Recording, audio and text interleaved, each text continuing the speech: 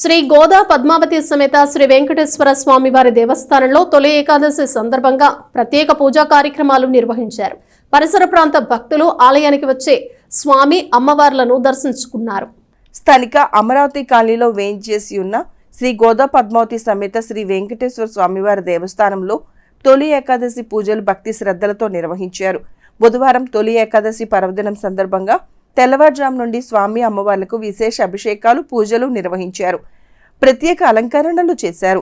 పరిసర ప్రాంతాల నుండి భక్తులు తరలివచ్చి శ్రీ గోదా పద్మావతి అమ్మవారిని శ్రీ వెంకటేశ్వర స్వామివారిని దర్శించుకుని పూజలు చేశారు.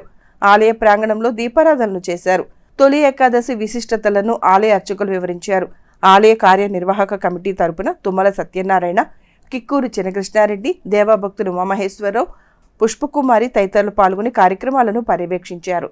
శ్రీ గోదా పద్మావతి సమేత వెంకటేశ్వర స్వామి దేవస్థానం అమరావతి కాలనీ చించిపేటలో వేయించేసినటువంటి మన దేవాలయంలో తొలి ఏకాదశి విశేష పర్వదినాన్ని అంగరంగ వైభవంగా పురస్కరించుకుని ఈరోజు ఉదయం నుంచి కూడా స్వామివారికి సుప్రభాతం అనంతరము స్వామివారికి నిత్య ఆరాధనాది కార్యక్రమాలు,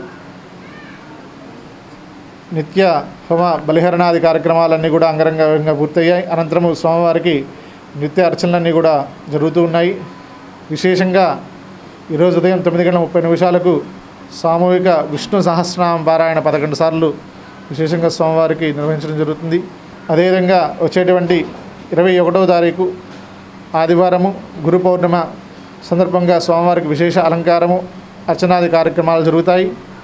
22వ తారీఖు శ్రవణ నక్షత్రము స్వామివారి జన్మ నక్షత్రం అంటే ఆ యొక్క శ్రవణ నక్షత్రం రోజున స్వామివారికి ఉదయం విశేషంగా అభిషేక మహోత్సవం, కళ్యాణ మహోత్సవం జరగనున్నాయి.